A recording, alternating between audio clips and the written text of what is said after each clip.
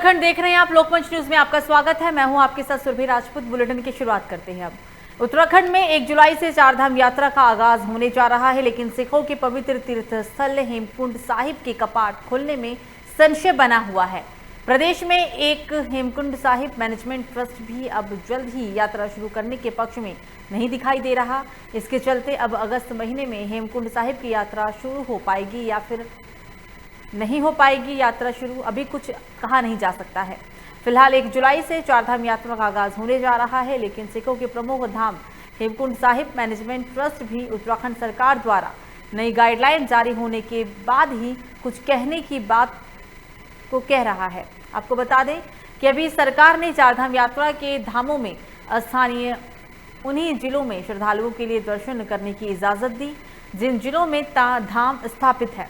हालांकि 11 जुलाई से सरकार ने इन 10 दिनों ही स्थानीय यात्रा की समीक्षा के बाद ही राज्य भर के लोगों के लिए चारधाम यात्रा के लिए अनुमति देने का निर्णय लिया।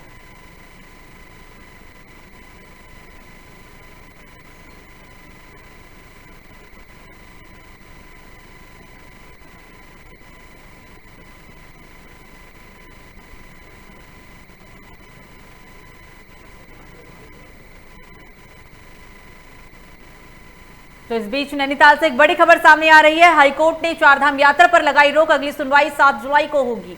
कैबिनेट द्वारा 1 जुलाई से चारधाम यात्रा शुरू करने के फैसले पर रोक। 25 जून को कैबिनेट में 3 जिलों में चारधाम यात्रा का लिया गया था फैसला।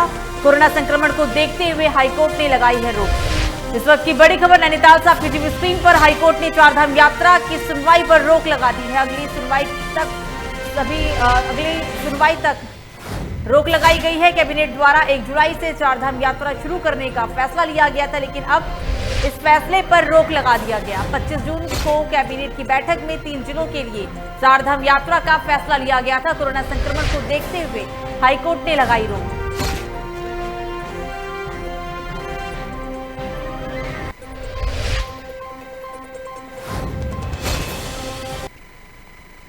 तो राजधानी देहरादून से इस वक्त की बड़ी खबर। मौसम विभाग ने दी एक बार फिर भारी बारिश की चेतावनी। 28 से लेकर 30 तारीख तक कुछ इलाकों में होगी बारिश। गढ़वाल और कुमाऊं के कई इलाकों में भारी बारिश की संभावना। तो उत्तराखंड के अंदर मौसम विभाग ने एक बार फिर से भारी बारिश की चेतावनी दी है। 28 से लेकर 30 तारीख तक कुछ इलाकों में भारी बारिश होगी। गढ़वाल और कुमाऊं के कई इलाकों में भारी बारिश की संभावना जताई गई।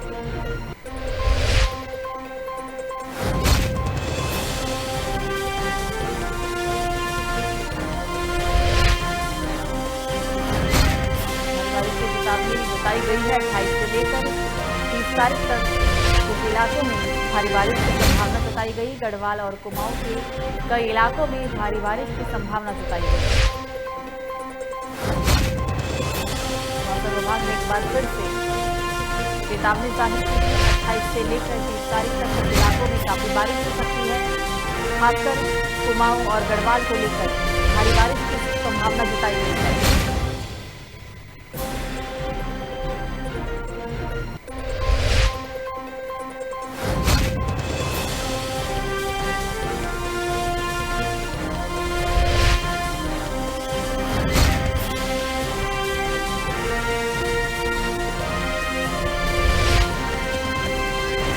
आज 28 जून को उत्तराखंड में कुछ स्थानों पर हल्की से मध्यम वर्षा और गरज चमक के साथ वर्षा की संभावना है, जबकि उत्तराखंड के नैनीताल और चंपावत जनपद में इक्का दुक्का स्थानों पर भारी वर्षा मिल सकती है। उसके बाद 29 और 30 तारीख को उत्तराखंड में कहीं कहीं हल्की से मध्यम वर्षा और गरज चमक के साथ वर्षा मिलेगी।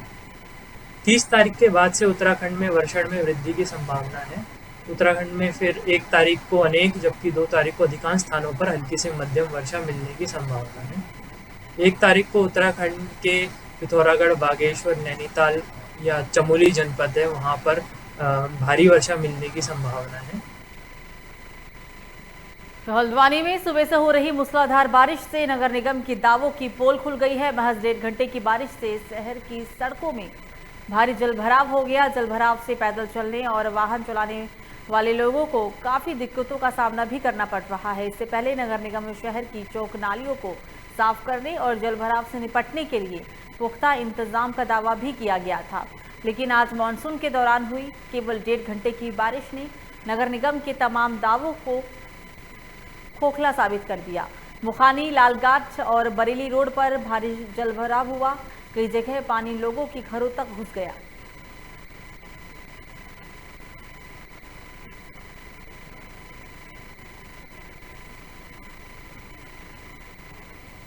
जल भराव की जहाँ तक हम बात करते हैं, मेरे ख्याल से नैनीताल रोड में जल भराव की स्थिति वर्तमान में तो नहीं देखने को मिल रही है।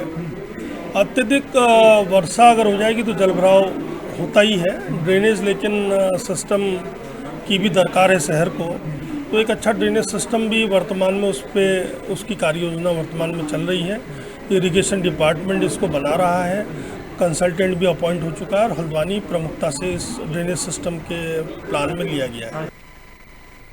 तो इस बीच हरिद्वार से एक बड़ी खबर सामने आ रही है। पुलिस अधीक्षक कर रहे दुर्घटना संभावित स्थानों का निरीक्षण। क्षेत्र के प्रभारी निरीक्षक भी वरिष्ठ पुलिस अधिकारी के साथ मौजूद हैं। यूपी झारखंड बॉर्डर और भगवानपुर के रास्ते राजमार्गों पर किया जा रहा है निरीक्षण। हरिद्वार के अंदर पुलिस अधीक्षक अब दुर्घटना संभावित स्थानों का निरीक्षण कर रहे हैं ताकि दुर्घटनाएं ज्यादा न आगे बढ़े। क्षेत्र के प्रभारी निरीक्षक भी वरिष्ठ पुलिस अधिकारी के साथ मौजूद हैं। रुड़की और नारसन बॉर्डर और साथ ही साथ भगवानपुर के रास्ते राजमार्गों का निरीक्षण किया जा रहा है।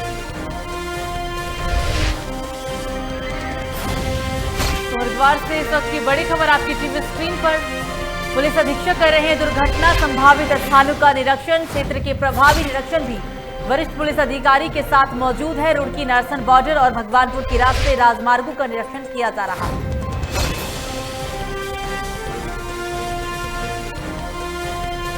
जो भी ब्लैक स्पॉट्स है हमारा इसमें, जो क्योंकि जो हाईवे बनने के बाद वाहन को रफ्तार जो है काफ़ी अच्छी स्तर से जो है बढ़ गया है।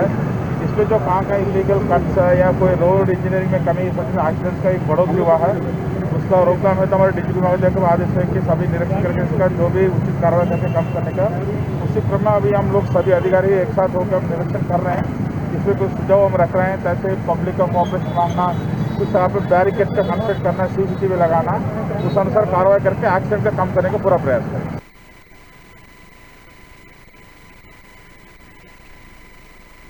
तो लालकुआं में बीते दिनों रेलवे प्रशासन द्वारा नगीना कॉलोनी में पहुंचकर उनके घरों में लगाए गए 7 दिन के अंदर खाली करने के अल्टीमेटम नोटिस चस्पा पर राजनीतिक सरगर्मियां तेज हो गई है। एक और वर्तमान की भाजपा सरकार के प्रतिनिधि लोगों को सरकार से हर संभव मदद का भरोसा दे रही हैं, तो वहीं दूसरी ओर विपक्षी कांग्रेस पार्टी इसे राजनीतिक मुद्दा बनाकर मैदान में कूद गई है।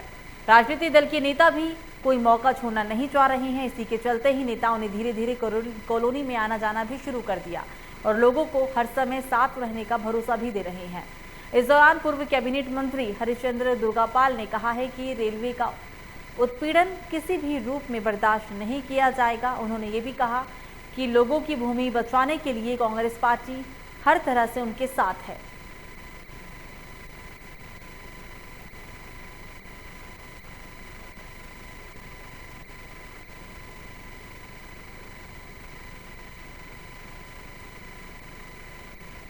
नगीना कॉलोनी में जो ये इन्होंने नोटिस लगा रखा है, मैं तो आज ही आ रहा हूँ यहाँ। जो मुझे जानकारी मिली है धरना प्रदर्शन की और अखबार के माध्यम से, तो मैंने उचित समझा कि मैं जाके लोगों के बीच में बातचीत करूँ। तो जो अभी मेरी लेटेस्ट बात हुई है, आज ही मेरी बात हुई है, अभी SDM से बात हुई है और तहसीलदार से बात हुई है और DRM इज्जतनगर से मेरी बात हुई पंत जी से। उन्होंने कहा मैं कल को यहाँ भेजूँगा पांडे जी को, जो काठगोदाम बैठते हैं। और इससे पहले परसों मेरी जिलाधिकारी नैनीताल से भी बात हुई है। उन्होंने कहा मैं SDM को निर्देश दे रहा हूँ। SDM साहब से भी बात हो गई है। तो मेरा ये मानना है सारे अधिकारियों से बात हो गई है, इससे संबंधित जो भी हैं प्रशासन के लोग। और मेरा ये मानना है बिना प्रशासन की अनुमति के रेलवे विभाग इसमें कुछ कर नहीं सकता, जहाँ तक मेरी जानकारी है।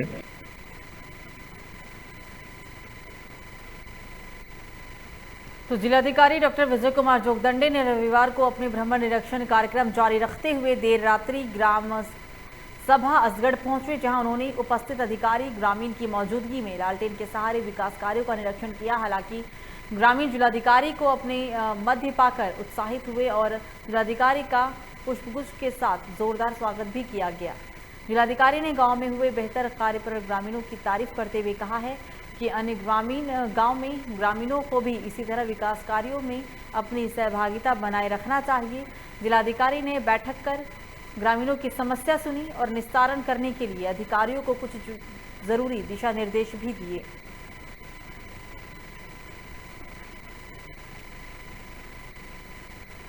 खबरों में आगे बढ़ेंगे। अब प्रधानमंत्री कौशल विकास योजना के तहत गठित जिला कौशल अप्रेंटिस समिति की बैठक कलेक्टर सभागार में जिलाधिकारी ईवा आशीष श्रीवास्तव की अध्यक्षता में संपन्न हो गई है। जिलाधिकारी ने बैठक में जिला सेवा योजन अधिकारी को निर्देश दिया है कि नियोजन उप समिति की बैठक 1 सप्ताह के अंदर अनिवार्य रूप से कर ली जाए। आगामी बैठक में ट्रेनिंग प्रोवाइडर को भी बैठक में शामिल करने के दिशा निर्देश दिए गए। इस दौरान जिला कौशल समिति के अलावा 6 सदस्य युक्त 4 उप समितियां भी बनाई गई, जिसमें नियोजन समिति, मोबाइलाइजेशन एवं काउंसलिंग, औद्योगिक संयोजक, उद्यमिता व निरीक्षण और मूल्यांकन समिति शामिल है।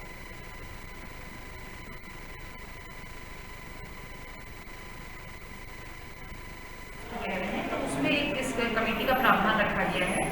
ये इसलिए रखा गया है क्योंकि जो स्कीम्स हैं उनके यहाँ पर जितने भी कौशल के कार्यक्रम हुए राष्ट्रीय स्तर पे, तो ये देखा गया कि स्थानीय उसमें प्लानिंग नहीं बन पाती है। इसलिए एक कमेटी का गठन किया गया है, जिससे कि पहले एक स्थानीय क्या ज़रूरतें हैं उसके हिसाब से प्लानिंग हो जाए और वो प्लानिंग ही फिर भारत सरकार फिर उसी ट्रेड्स में फिर धनराशि अवमुक्त करेगी या टारगेट्स देगी करने को।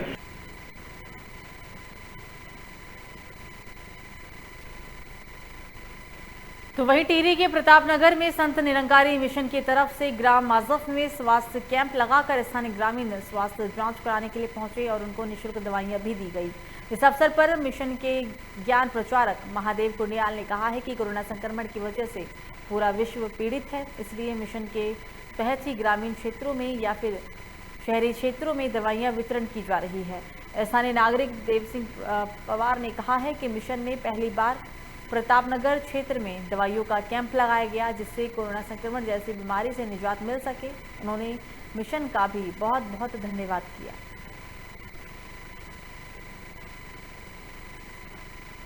परसों हम आकी में थे, आकी वाले ने कहा कि ये कहीं मिला नहीं, आपके पास बढ़िया दवाई है।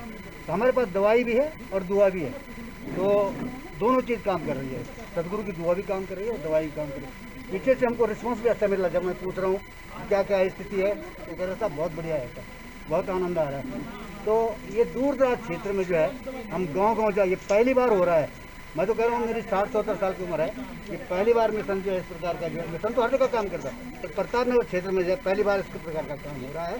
तो जैसे ही किसी प्रकार का ऐसा जैसे कोरोना का समय आया, तो चाहे दुर्गम क्षेत्र हो या शहर हो, हमारे हर जगह पर जो है जोन बने हैं, ब्रांचेज बनी हैं, और उसका एक सिस्टम है कि जोन से ब्रांच में, ब्रांच से फिर गांव में ये सिस्टम अब किया जा रहा है। जैसे यहाँ पर हमारे लमगांव ब्रांच की तरफ से जितने भी गांव पड़ते हैं इसके अंतर्गत, तो यहाँ दूर दूर तक इस कैंप को लगाया जा रहा है। डोर टू डोर एक एक मानव के प्रति समर्पित होकर मिशन कार्य करता है, ताकि।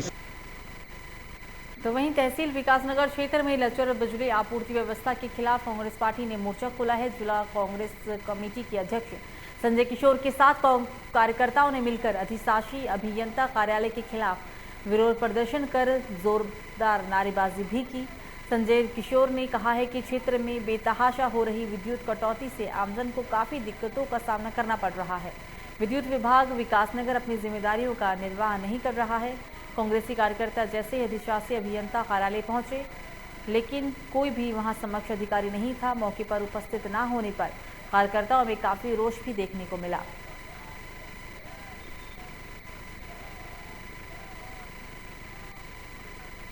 पड़ रहा है कि जिस तरीके से विद्युत विभाग काम कर रहा है, बिजली नाम की कोई चीज़ ये क्षेत्र में देने को राजी नहीं है। पूरे ग्रामीण क्षेत्र की बिजली तो लगातार ये भगाते हैं रात को, और सुबह सुबह एक पता नहीं किस टाइम देते हैं, क्या करते हैं, कहाँ से इनके फाल्ट होते हैं और ढूंढते नहीं है।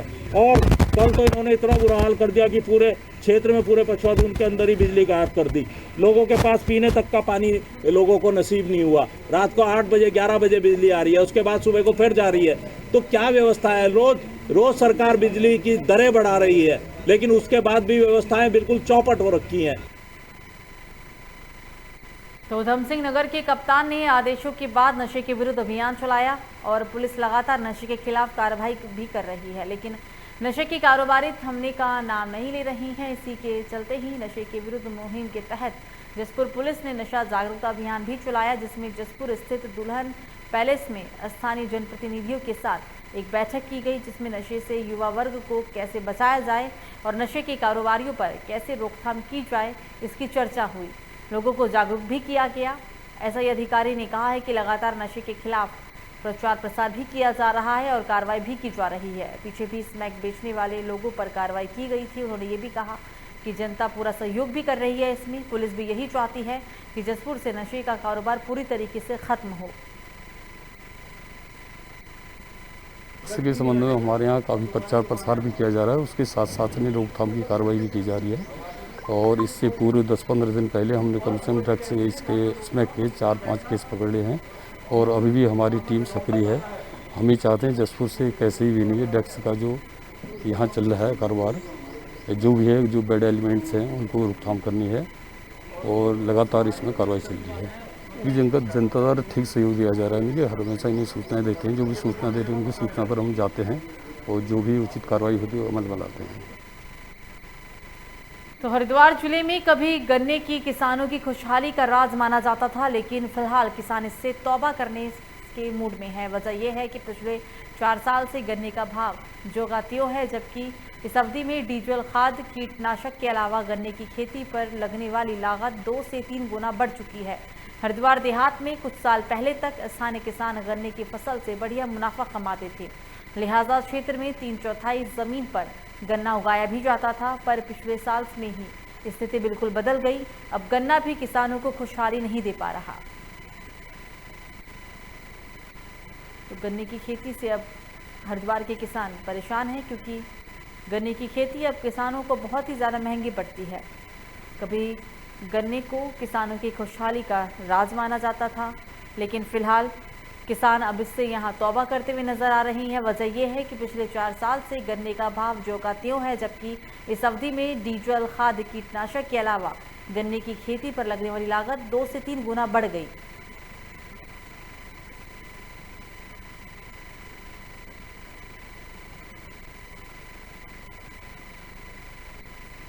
तो इस बीच कानपुर से एक बड़ी खबर आपकी टीवी स्क्रीन पर एक बार फिर आया। कानपुर में धर्मांतरण का मामला, हिंदू परिवार का जबरन धर्म परिवर्तन कराने का लगा आरोप।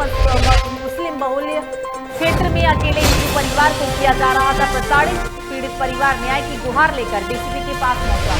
नौबस्ता थाना क्षेत्र के चमननगर राजीव विहार का ये मामला है। अभी तक यूपी के अंदर 50 धर्मांतरण के मामले थे, लेकिन एक और मामला कानपुर से सामने आया है। एक बार फिर से यूपी के अंदर, यूपी के कानपुर में धर्मांतरण का मामला सामने आया है। हिंदू परिवार पर जबरन धर्म परिवर्तन का आरोप लगाया गया। मुस्लिम बाहुल्य क्षेत्र में अकेले हिंदू परिवार यहां रहता था, जिसे लगातार कुछ दिनों से प्रताड़ित भी किया जा रहा था। पीड़ित परिवार न्याय की गुहार लेकर डीसीपी के पास पहुंचा है। ये पूरा मामला कानपुर नौबस्ता थाना क्षेत्र के चमननगर राजीव विहार का है।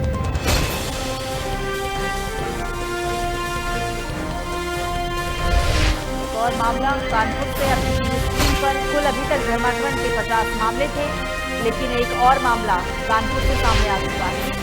हिंदू परिवार पर जबरन धर्म परिवर्तन का दबाव बनाया गया। हिंदू परिवार का जबरन धर्म परिवर्तन कराने का आरोप लगाया गया है उनका द्वारा। मुस्लिम बाहुल्य क्षेत्र में अकेले हिंदू परिवार को प्रताड़ित किया जा रहा था। पीड़ित परिवार न्याय की गुहार लेकर डीसीपी के पास पहुंचा। ये पूरा मामला कानपुर नौबस्ता थाना क्षेत्र के चमननगर राजीव विहार का है। मैं चमननगर राजीव विहार नौबस्ता में रहता हूँ। वहाँ एकमात्र मेरा हिंदू परिवार घर है। वहाँ पर 70-80 मुसलमान परिवारों के बीच में उन लोगों का कहना मतलब है कि तुम गैर मुस्लिम हो, हमारी बिरादरी में तुम आकर के बीच में क्यों रहते हो? या तो यहाँ रहना है तुम्हारे बीच में, हमारे धर्म के अनुसार रहो, या धर्म परिवर्तन करो, या भी मकान छोड़कर भाग जाओ। और नहीं भागोगे तो तुमको इतना मजबूर कर देंगे कि तुम मकान छोड़ खुद भाग जाओगे। हम एक ही हिंदू परिवार वहाँ पर रहते हैं। हमारा भाई का आपस में विवाद चलता है, उससे कुछ नहीं मतलब लेना देना। लेकिन जो वहाँ मुस्लिम परिवार रहते हैं वो आए दिन हमारे साथ बदतमीजी करते हैं, अभद्रता करते हैं। अभी आप मौके पर चलिए, मेरे घर में देखिए, मेरे घर में घूमे मेरा गेट तोड़ दिया, मेरा घूमे पड़े मेरे घर में, इस तरीके से बदतमीजी कर रहे हैं और धर्म परिवर्तन कराने के लिए हम लोगों पर दबाव बना रहे हैं। कहते हैं बिटिया को मदरसा पे भेजो और तो तुम मतलब चल के धर्म परिवर्तन करो। बबलू खान, अच्छन चौधरी और ये मेहताब, ये तीनों मिल करके हम लोगों को, समीर मौलाना है वहाँ का, हम लोगों पर मिल के दबाव बना रहा है, इतना परेशान करके रखा है, आए दिन गाली गलौज करता है। हम यही हमें न्याय चाहिए, हमें अपने घर में रहने दें, हम अपने घर में नहीं रह पा रहे। फिलहाल बुलेटिन में मुझे दीजिए इजाजत। लोकमंच न्यूज पर खबरों का सिलसिला जारी रहेगा। नमस्कार।